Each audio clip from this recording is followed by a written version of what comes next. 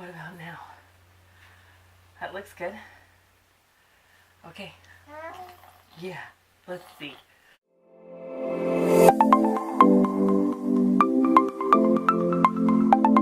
Okay, hey gang. So a little bit of a different setting here today. I'm excited about doing a video with Phoenix because we're just hanging out today and I had some things I wanted to share with you guys, and so here we are together. I was reading the book of Daniel and I've read it before, but it didn't really stick with me. There were some things that really stuck out to me this time. Some of you guys probably know the story. So Daniel gets selected basically for royal service, and he's trained for years with the king. And then the king, Nebuchadnezzar, the king, he has a dream. And he then says to his aides, tell me what the dream was and the meaning. And the aides say, hey, you have to tell us what the dream is, and then we'll tell you the meaning. He says no. He says, you're stalling for time. Tell me. Oh, here's a cat. It's getting kind of crowded here. He says, tell me what the dream was, and then tell me what its meaning is, or else everybody will be killed. Kind of harsh. But that's what he says. So basically, the aides have to go and then kill these people in training. One of them is Daniel. And they go to Daniel and his friends, and they're like, well, we have to kill you guys. Daniel says, oh, wait, I wanted to read this part. Daniel handled the situation with wisdom and discretion. Phoenix likes to put elephants in his face. Who? Who? Who? So Daniel handles the situation with wisdom and discretion. So that's something that I think that the Bible is telling us to model after. What does it mean to handle a situation with wisdom and discretion? Let's actually look this up. Let's look up wisdom and discretion. Wisdom, the quality of having experience, knowledge, and good judgment. Ooh, good judgment. Okay, good judgment. When I think of good judgment, I think of not acting on emotion. Don't you? Not acting on emotion. That's what I think of. Like acting very logically. And discretion. Good word. Discretion meaning the quality of behaving or speaking in such a way as to avoid causing offense or revealing private information. To avoid causing offense. So basically, he was handling himself in such a way that with a lot of logic and avoid causing offense. I think that is just a lot of like responding versus reacting. I mean, here comes this guy to Daniel saying, I have to kill you now because the king, who you barely even know, had a dream. Nobody can tell him what the dream is, what it means, so you're going to have to die. If there's any situation where you could potentially be justified in responding emotionally, it's certainly that situation, right? And his immediate response, rather than reaction, is without emotion, is logic, is without even wanting to offend the messenger, right? It's really interesting. So then he goes to the king, and he asks the king to extend time so that he can find out what the dream meant. And he goes home and he talks to his buddies and he says, ask God to show them his mercy by telling them the secret so they won't be executed. That's his solution, is to ask God. So before he even really asks God or consults with his friends or gets any kind of sign that this is the right solution, he goes and asks the king for more time, presumably knowing that he's like, I'm just going to ask God.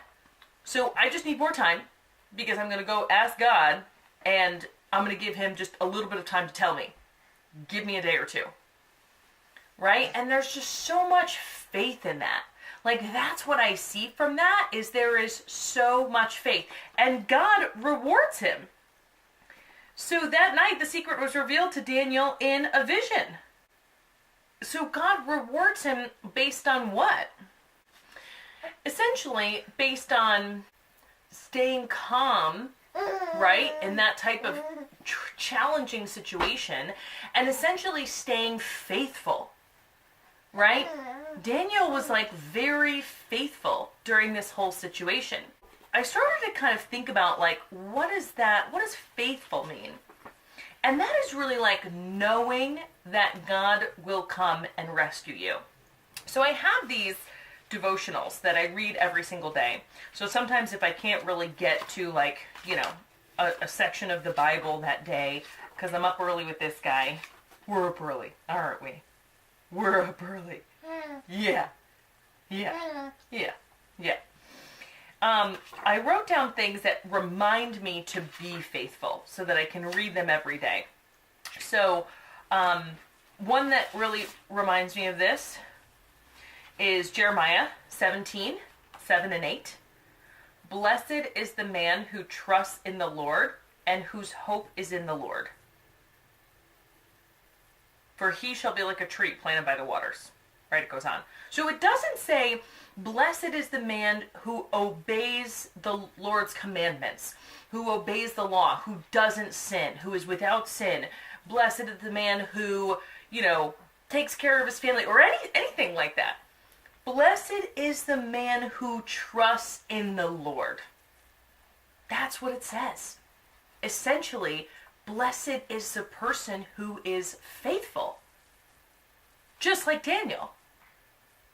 Faced with a terrible situation, faced with death, and is extremely faithful in the moment, without emotion, just faith.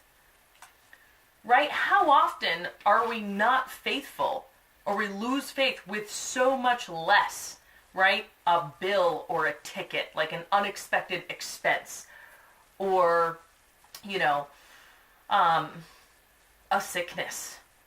We're not faithful about our own healing, or something like that. We're not faithful with so much less.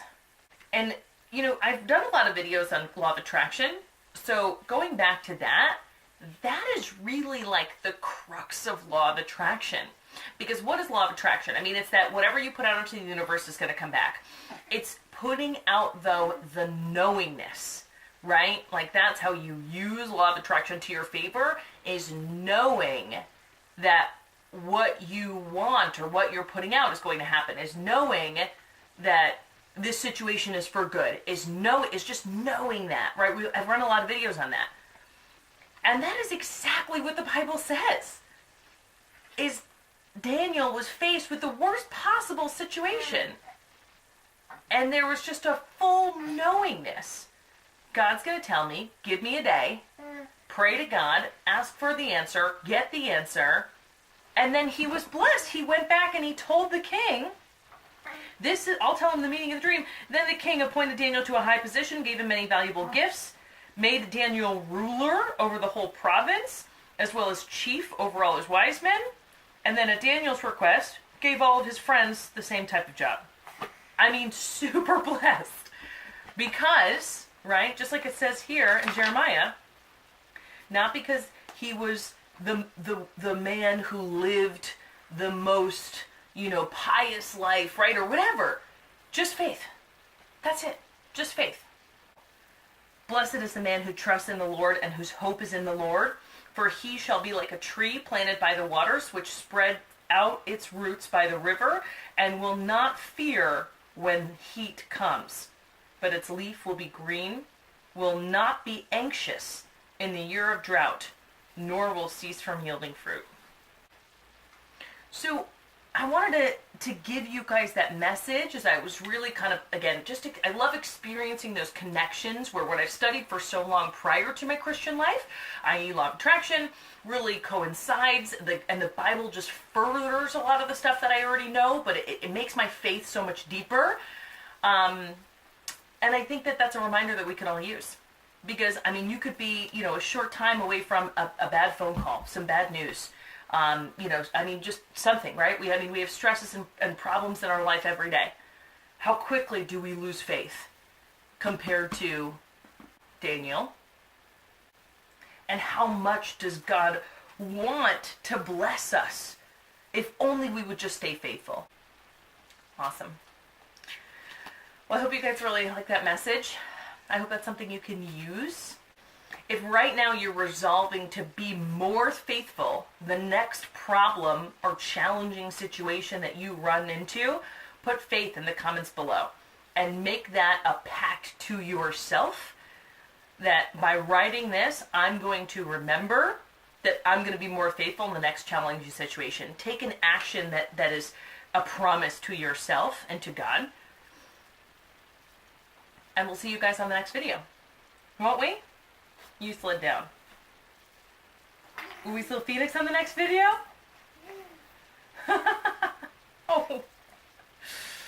Oh, here it is.